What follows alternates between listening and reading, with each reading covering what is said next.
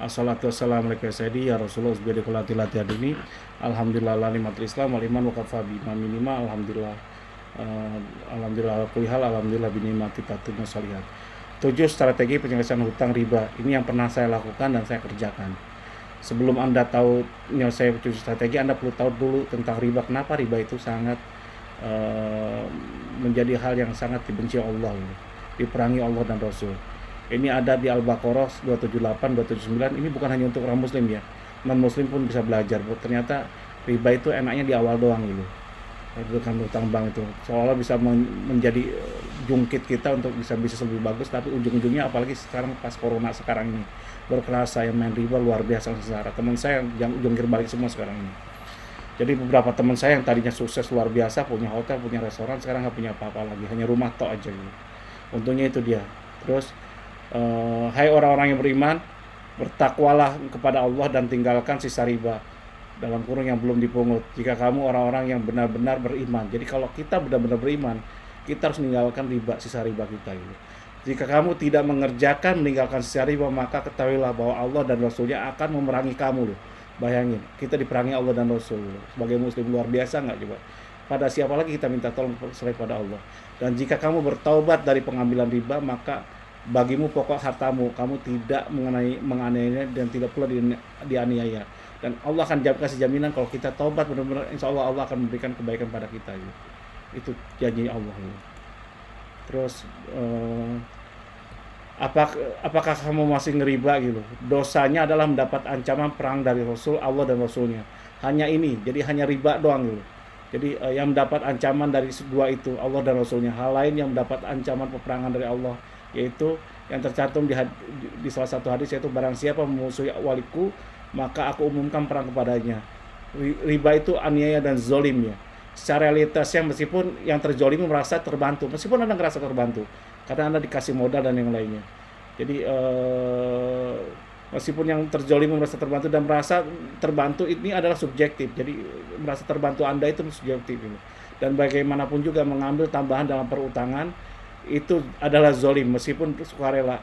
Riba memang sukarela, jadi riba itu prinsipnya sukarela. Kalau nggak sukarela ya perampokan, perampasan, ibarat seperti itu. Jadi kalau orang ngambil riba itu ya sukarela sih dari kita. Kemarin saya rela kok, memang seperti itu, tapi itu riba gitu, yang dibenci Allah, yang menjadi musuh Allah gitu. Riba itu menjadikan kita gila. Jadi orang yang memakan riba tidak dapat berdiri melainkan seperti berdirinya orang yang kerasukan setan lantaran tekanan penyakit gila gitu.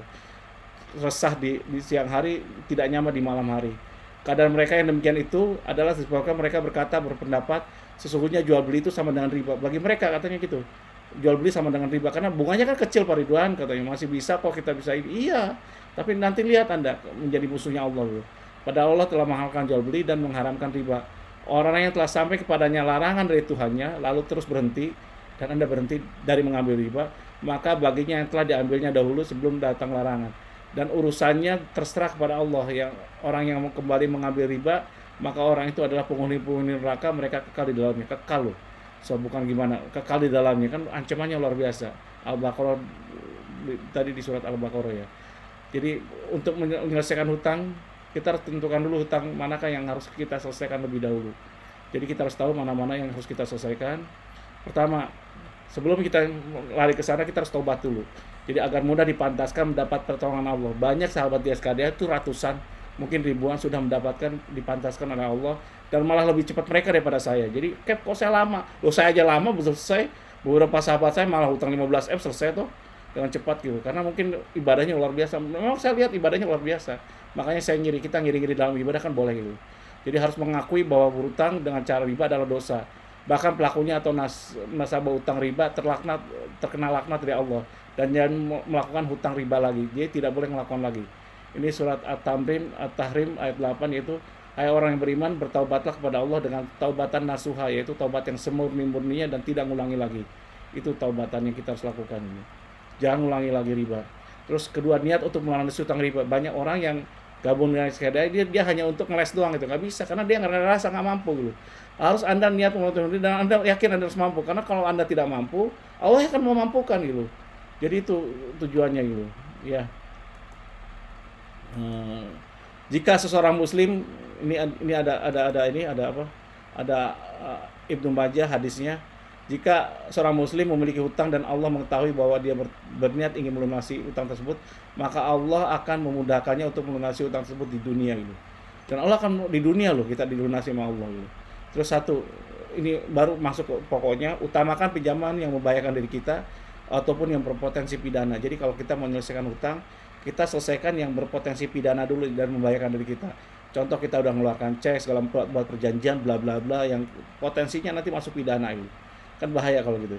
Atau ya itu seperti itu. Jadi kalau seandainya pidana dan potensi membahayakan diri kita, kita selesaikan dulu.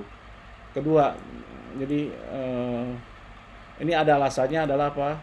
Itu hutang itu perdata berapapun nilainya. Prinsipnya piutang itu perdata, tidak ada sangkut pautnya dengan sama polisi, penjara dan jaksa gitu. Jadi ketika transaksi dari perdata menjadi pidana itu harus Anda hindari. Dari suatu hubungan perdata yang kemudian menjadi perkara pidana seringkali memang awalnya murni hubungan bisnis yang dilandasi itikat baik. Ketika bisnis gitu, namun ketika bisnis sedang surut dan mulai menjadi default gagal bayar, tak sedikit orang yang memilih lantas melaporkan ke polisi ketimbang mengajukan gugatan di pengadilan. Padahal tujuan dari pemindahan adalah untuk mendapatkan ganti rugi. Jadi sebenarnya kita urusannya perdata untuk dapat ganti rugi itu. Jadi sedangkan penipuan adalah perbuatan sebagaimana diatur dalam ketetapan pasal 378 KUHP. Itu adanya tentang perbuatan curang. Bunyi selengkapnya pasal 378 yaitu barang siapa dengan maksud untuk menguntungkan diri sendiri atau orang lain secara melawan hukum dengan memakai nama palsu atau martabat palsu dengan tipu muslihat ataupun rangkaian kebohongan menggerakkan orang lain untuk menyerahkan barang sesuatu kepadanya atau supaya memberi hutang ataupun menghapuskan hutang, piutang diancam karena penipuan dengan pidana paling lambat 4 tahun. Itu beda antara ini dengan ini ya, penipuan ya. Jadi memberi cek kosong yang sejak awal diketahui tidak ada dananya itu bahaya ya, jangan lakukan gitu. Dan jangan lupakan juga meskipun dapat tekanan apapun, jangan buat janji apalagi dibuatkan surat perjanjian karena ketika tidak terpenuhi beberapa kali maka bisa masuk ranah pidana. Itu hati-hati gitu. Terus yang kedua, hutang dagang. Jadi ini subjektif ya saudara. Kalau saya hutang dagang itu penting, harus saya selesaikan karena kalau menurut saya ini yang saya utamakan karena saya adalah distributor, pedagang dan pebisnis gitu. Ketika kita tidak amanah dengan agen tunggal dan atau supplier kita, mereka akan ngomong kemana-mana. Mereka akan nyetop kirim barang ke kita, maka bisnis yang saya akan terhambat dan saya akan sulit menyelesaikan hutang saya gitu. Kalau bisnis saya jalan saya punya kesempatan untuk membayar hutang-hutang lainnya gitu. Kecuali kalau Anda tidak mau berbisnis lagi, itu lain soal gitu. Jadi yang saya selesaikan adalah hutang yang hutang dagang gitu. Selain yang tadi. Terus yang ketiga, hutang yang pinjaman yang ada kolateralnya. Ada jaminan berupa rumah, tanah dan lain-lainnya perlu diselesaikan, apalagi itu strategis dan nilainya lebih tinggi gitu. Jadi harus jadi prioritas utama, jangan yang lainnya dulu. Jadi itu dulu yang saya selesaikan. Poin utamanya adalah pilih nilai kolateralnya lebih tinggi untuk diselesaikan daripada hutangnya gitu. Jadi anggaplah nilai kolateral 5 miliar, hutangnya 1 miliar, selesaiin cepat-cepat.